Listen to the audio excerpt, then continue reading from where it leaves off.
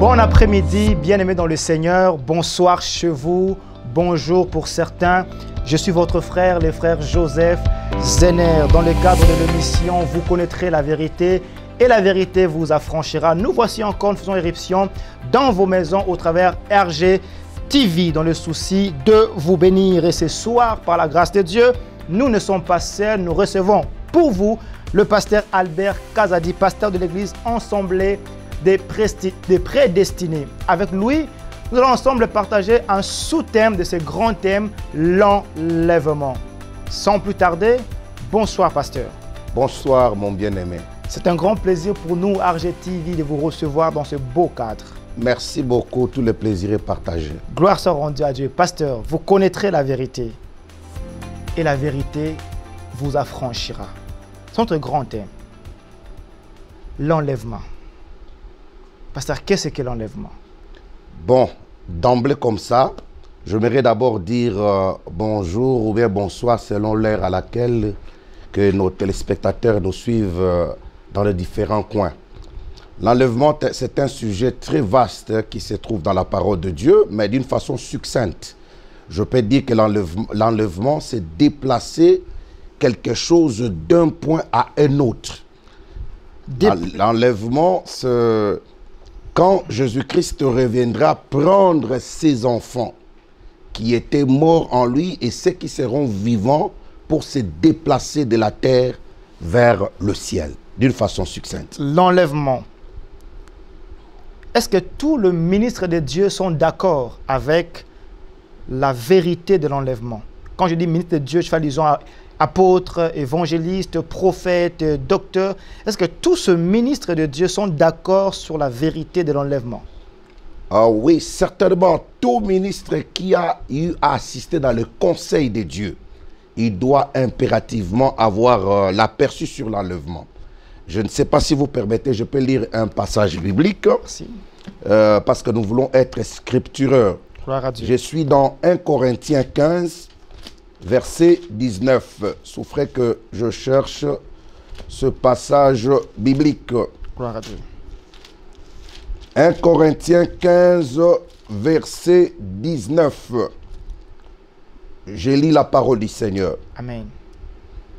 Si c'est dans cette vie seulement que nous espérons en Christ, nous sommes le plus malheureux de tous les hommes. Ça, c'est l'apôtre Paul qui dit aux chrétiens de Corinthe. Aujourd'hui, c'est une portion de l'écriture qui s'adresse à tout le monde. Si c'est seulement dans cette vie présente, dans cette vie terrestre, que nous espérons en Christ, nous sommes le plus malheureux de toutes les personnes. C'est-à-dire quoi?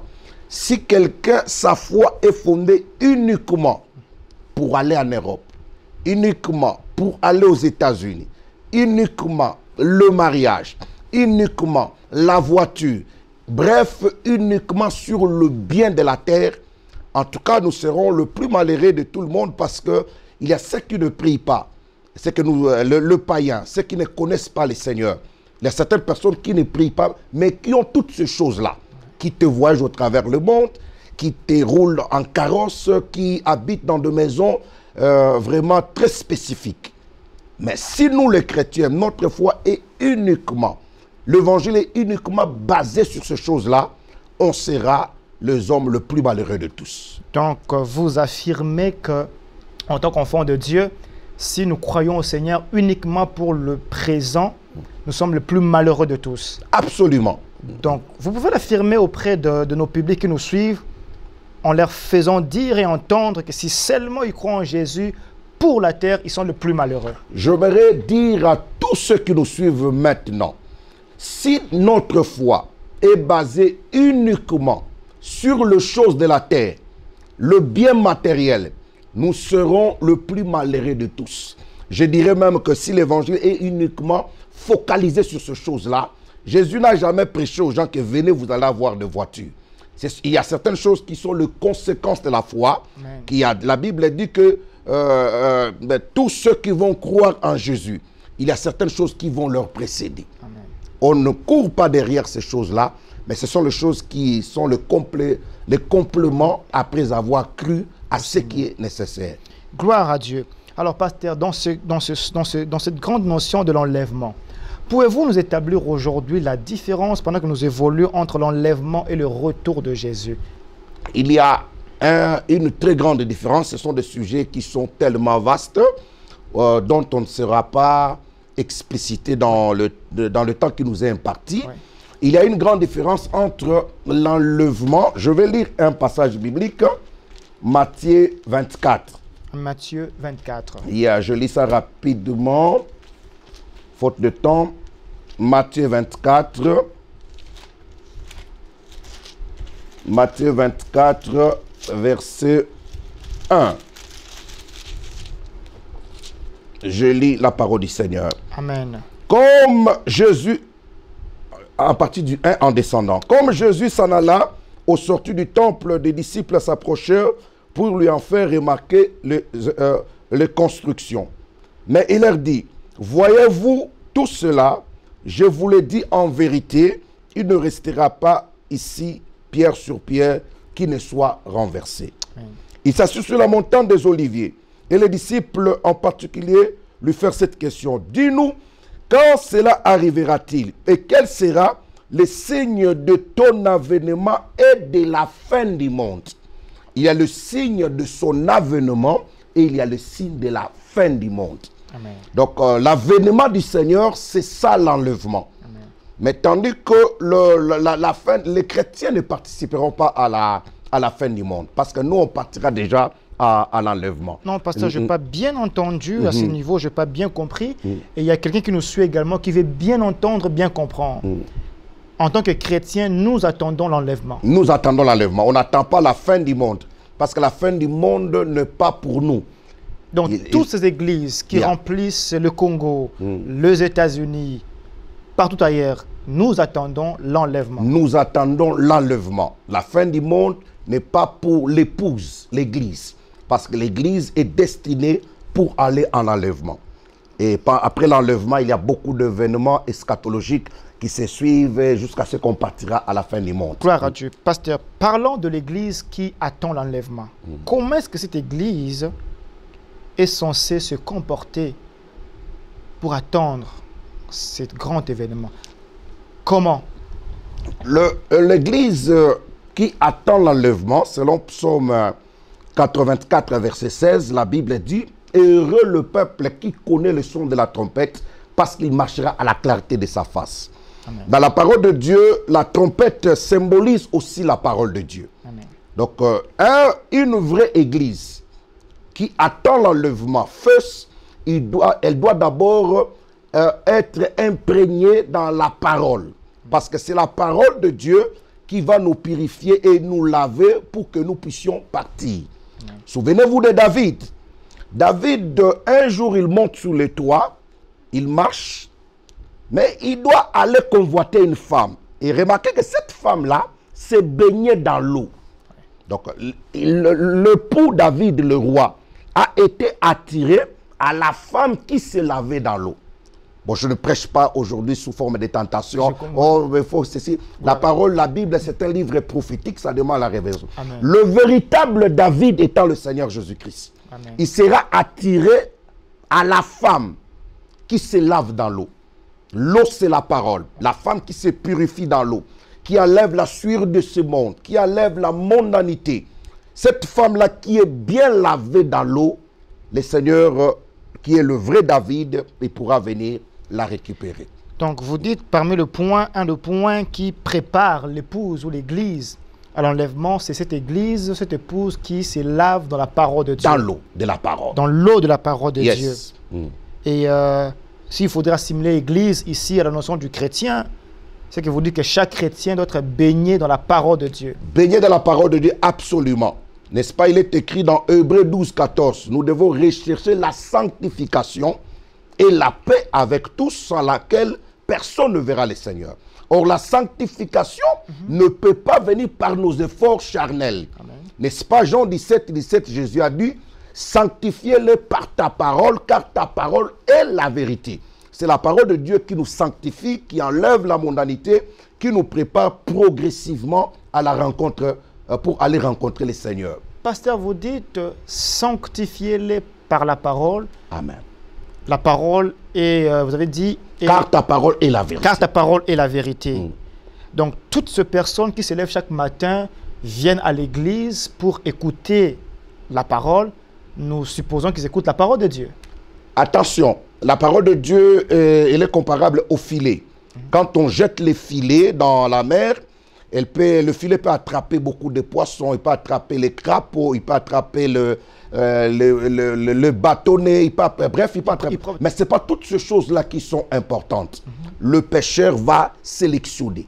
Il va prendre le poisson. La parole de Dieu est comme le filet. Quand la parole est prêchée, c'est tout le monde qui arrive. Oui. Il y a beaucoup d'appelés, mais il y a peu de lus. Il y a certaines personnes qui viennent à l'église. C'est un arbre, mais il n'est pas encore un poisson qui est utile pour que le pêcheur puisse le mettre à côté. Pasteur, vous dites quelque chose de très intéressant. Vous dites la parole de Dieu est comme un filet. Qu'on jette dans la... jette. Et après, le pêcheur va sélectionner. Certainement. Et vous avez ajouté en disant que beaucoup sont appelés. Mais peu d'élus.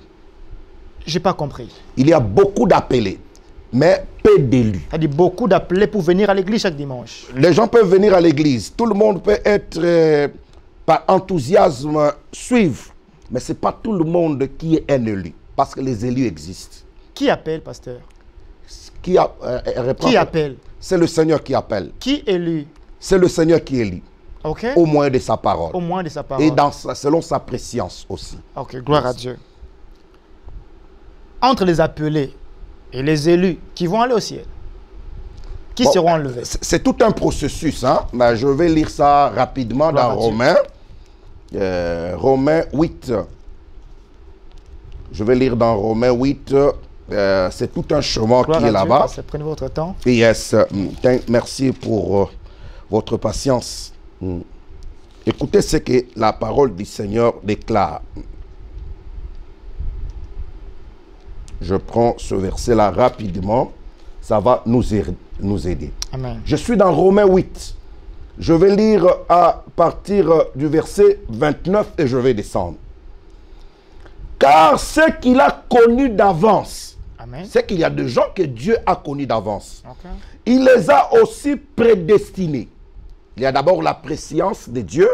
C'est que Dieu a connu d'avance. Il les a aussi prédestinés. Tu vois, prédestiné veut dire choisir en avant. Okay. Je viens. À être semblable à l'image de son fils, afin que son fils le premier-né entre plusieurs frères. Amen. Et ceux qu'il a prédestinés, il les a aussi appelés. Alors quand Dieu prédestine, Dieu aussi appelle. Voilà pourquoi il ne faut pas s'inquiéter. Je suis en train de prêcher les gens ne viennent pas. Non, si c'est un prédestiné, il arrivera. C'est un point. Donc vous dites que ceux qui prêchent la parole, yes, ils ne peuvent pas s'inquiéter s'ils prêchent la parole de manière authentique et les gens ne viennent pas à Jésus. Non, ils ne doivent pas s'inquiéter. Ça, ce n'est pas leur travail. Okay. Notre travail, c'est de s'aimer la sémence. Mais la germination de la sémence dans le cœur n'est pas notre travail, c'est l'œuvre du Saint-Esprit. Okay. Mais si il y a déjà une profondeur dans le cœur de la personne qui est prédestinée, le prédestiné accepte l'appel de la parole. Et ce qu'il a prédestiné, il les a aussi appelés. Et ce qu'il a appelés, il les a aussi justifiés. Et ce qu'il a justifiés, il les a aussi glorifiés. Amen. Que dirons-nous donc à l'égard de ces choses? Si Dieu est pour nous, qui sera contre nous? Amen. Donc vous voyez que ceux qui sont, il y a tout un chemin. Le Seigneur nous donnera le temps, au moment opportun, on pourra en parler dans les profondeurs. Pasteur, puisque nous parlons de vous connaîtrez la vérité, yes, et la vérité vous affranchira, dans son sous-thème l'enlèvement, vous venez d'évoquer ce verset qui dit ce que dans sa préscience, c'est que Dieu a connu d'avance. Il les a prédestinés. Et puis il les a appelés. Ça veut dire, sur terre, si tu n'as pas été prédestiné, si tu n'as pas été connu de Dieu, tu ne peux pas faire l'objet d'appel au salut. C'est un sujet très complexe, très complexe, mais c'est une vérité biblique. La Bible dit que personne, j'aime les Écritures, hein, parce que c'est ça. Personnellement, je suis un peu choqué, ça paraît comme une discrimination au salut. Yes, c'est ça. C'est ça, le choix de Dieu n'est pas selon le choix des hommes. Ah, gloire à Dieu. Les hommes choisissent selon les critériums. Un éloquent, il a été à l'université, mais Dieu choisit des pêcheurs, des illettrés, des vauriens qui reçoivent seulement l'onction pour faire le travail. Amen. Les critériums de Dieu ne pas les critériums des hommes. Voilà pourquoi Amen. il a dit que mes pensées ne sont pas vos pensées. Amen. Et vos voix ne sont pas mes voix. Gloire. Je vais lire un passage très intéressant. Je suis dans Jean 6, verset 37. Amen. Écoute. Tout ce que le Père me donne Amen. viendront à moi. Amen. Et je ne mettrai pas dehors celui qui vient auprès de moi. Tu vois? Tout ce que le Père me donne viendront à moi. Pasteur. Voilà pourquoi. Allez-y. C'est un problème de la préscience. Moi, le pasteur Albert, je ne connais pas ceux dont l'Éternel a prédestiné. Voilà pourquoi. Mais comment on peut les connaître? Nous, on prêche l'évangile. Ok. Ceux qui ont été prédestinés pour ça, ils viendront. Ok. Ceux qui ne viennent pas, bon, je ne dis pas que toutes les personnes qui ne viennent pas ne sont pas des prédestinés. Pas forcément. Peut-être il y a aussi un problème du temps. Dieu fait chaque chose bonne à son temps. Et il a mis en nous la pensée de l'éternité. Mais vous, il en peut tant être un prédestiné, mais peut-être ce n'est pas encore le temps. Gloire Voilà à Dieu. pourquoi nous prêchons. Et cet évangile-là partira seulement toucher le cœur de ceux qui ont été prédestinés. Ils viendront.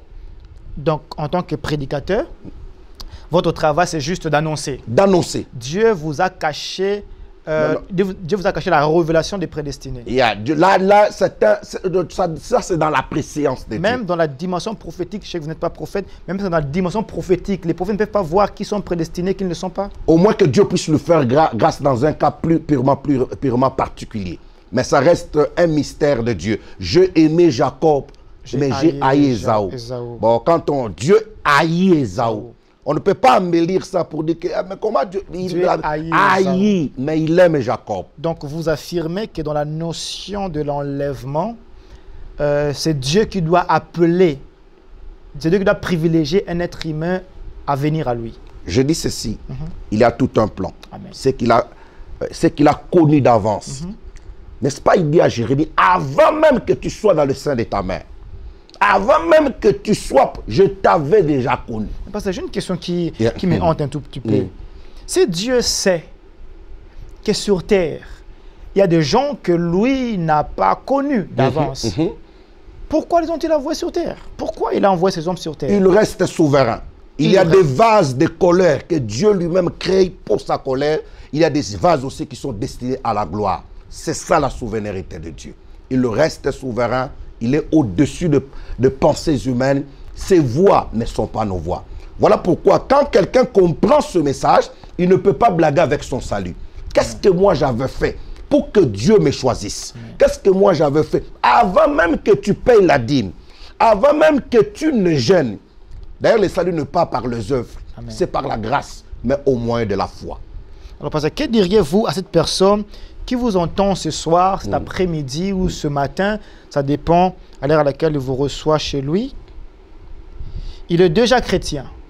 Vous avez dit au départ que le Seigneur viendra chercher ce que c'est lave dans la parole de Dieu. Yes. Il s'est dit, c'est vrai, la parole de Dieu. Quelle parole de Dieu? Parce qu'il s'est dit, c'est chaque dimanche, chaque samedi, la semaine, nous allons écouter les paroles de Dieu. Mais quand on se met d'accord, on se met ensemble entre différents chrétiens de différentes églises, nous avons l'impression comme si nous n'écoutons pas le même parole de Dieu. Yes. Il se pose la question s'il est dans le vrai ou dans le faux. J'aimerais donner un conseil particulier à tous les téléspectateurs qui nous suivent dans les différents coins où vous pouvez vous retrouver. Il est très indispensable, vraiment je suis en train de marteler ce que je vais dire maintenant. Ça peut scandaliser certaines personnes, mais en tout cas c'est comme ça. Gloire à Dieu. Il faudrait aller dans une église locale où vous êtes sûr de l'appel de celui qui est devant. C'est vrai, c'est vraiment indispensable. Mais si vous priez dans une église où il n'y a pas le ministère même de l'autorité, le ministère de la parole, parce que selon Ephésiens 5, versets 11 à 14, Dieu a établi les 5 ministères pour le perfectionnement des saints. Perfectionner veut dire rendre meilleur. Ce n'est que le travail de ministre qui peuvent faire ce travail-là avec l'aide du Saint-Esprit, au moins de la parole, bien sûr, pour rendre le saint parfait. Parfait. Mais si vous partez quelque part, là où il n'y a pas un ministère, il y a seulement un frère courageux qui est là, en train de vous distraire. Attention, je suis en train de voir quelqu'un qui a fait ceci.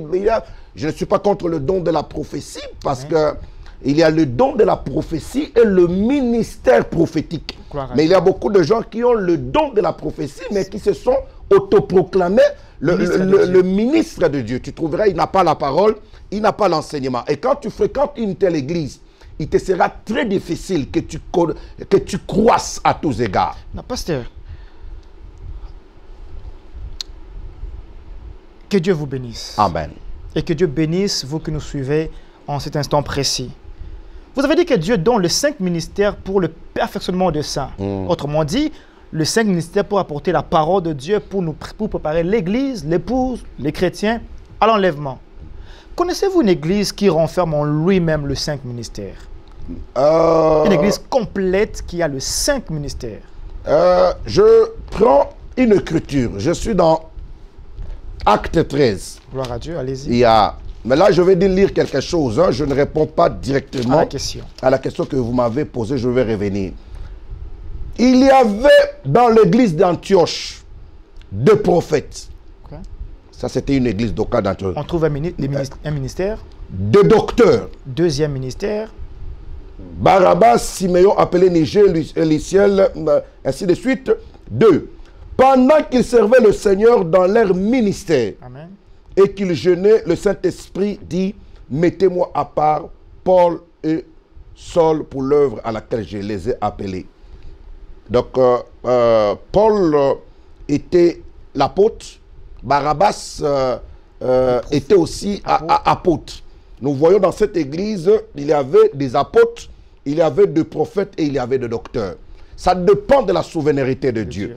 Voilà pourquoi dans les églises locales, ils doivent travailler dans la complémentarité. Peut-être tous les 5 ministères peuvent diriger les églises locales. Même un évangéliste. Un évangéliste, ce n'est pas un garçon courageux qui crie comme quand on était dans le pays, dans les marchés. Non. Un évangéliste, c'est Philippe qui descend à Samarie, qui bouleverse tout Samarie par la prédication. Un évangéliste, c'est celui qui montre la beauté de la croix. Amen. Et il te donne la soif de venir, que Jésus est important. Vous avez utilisé un mot qui me paraît très utile et très bénéfique. Vous avez dit que les 5 ministères doivent travailler en complémentarité. Dans la complémentarité. Étant donné que l'objectif est de préparer l'église, l'épouse pour l'enlèvement. Absolument. Alors comment se fait-il aujourd'hui qu'il y a tout un désordre au sein de ces ministères, au point que les enfants de Dieu, l'église, se sent un peu éparpillée dans la notion de préparation. Pourtant, l'époux arrive. First, il y a aussi des gens qui se sont autoproclamés dans ce travail. Il y a beaucoup de gens qui n'ont ni l'eau ni part dans ces histoires, mais de Sambala et de Tobija, qui sont venus seulement entrer pour embrouiller. Alors, comment est-ce que l'église, l'épouse, l'enfant de Dieu doit se préparer malgré ces désordres et ces infiltrés? Non, on les reconnaît par les fruits. Le premier fruit là, c'est son enseignement. Tu pars dans une église locale, tu sens que le pasteur ne prêche pas. Il ne prend pas le temps de vous amener dans les eaux profondes de l'enseignement. Mais vous fréquentez une telle église, pourquoi? Parce que nous partons pour écouter, pour être édifiés et pour partir à l'enlèvement. C'est ça le but pour lequel nous partons à l'église. Je dis premièrement qu'il y a le faux qui se sont accaparés. Des faux ministres que Paul appelle les faux ouvriers. Ils sont tellement nombreux que Dieu n'a pas donné la parole, que Dieu n'a pas donné le mandat d'exercer le travail. Ils sont venus. Un faux docteur, il ne peut pas opérer quelqu'un. S'il opère, il y aura des dégâts. Voilà pourquoi il y a les dégâts dans les églises locales. Beaucoup aussi sont entrés, mais sans avoir reçu un appel authentique de la part du Seigneur. Comme le Seigneur ne le reconnaît pas comme étant celui qui l'a envoyé, Dieu ne lui donnera pas la parole. Okay. Il a donné le rouleau à Ézéchiel parce qu'il a été choisi. Pasteur, j'exprime le sentiment de l'Église, Yeah. le sentiment d'un enfant de Dieu. malgré tout ce qui se passe, c'est que les pasteurs affirment, mais c'est vrai qu'il y a des faux. Moi, mon salut est en G. L'enlèvement pointe à l'horizon. Jésus arrive. Que dois-je faire pour ne pas y rater l'enlèvement? Yes. Pour ne pas rater l'enlèvement, dans l'ancienne alliance, Israël devait rester dans la maison, manger l'agneau et mettre le sang sur le poteau de linteau. Et quand l'ange exterminateur passait, il n'entrait pas là où il y avait le signe. Il faut rester là où il y a le sang. Il faut rester là où on mange l'agneau, dans sa totalité. Pas seulement l'agneau, chez nous seulement, c'est de tels versets. Non, l'agneau dans sa totalité, c'est ce qui permettra à Israël de quitter l'Égypte et d'aller dans la terre promise. C'est l'image, le prototype même de l'Église qui doit manger le vrai agneau aujourd'hui, qui est la parole, pour le départ. Amen. Et pour terminer, il devait manger ça avec les herbes amères. Hein? C'est ça la doctrine. Je sais que ces points-là, les gens n'aiment pas. Mais la doctrine, c'est ça, les herbes amères. C'est amer, mais ça nous sauve. C'est amer, mais ça nous guérit.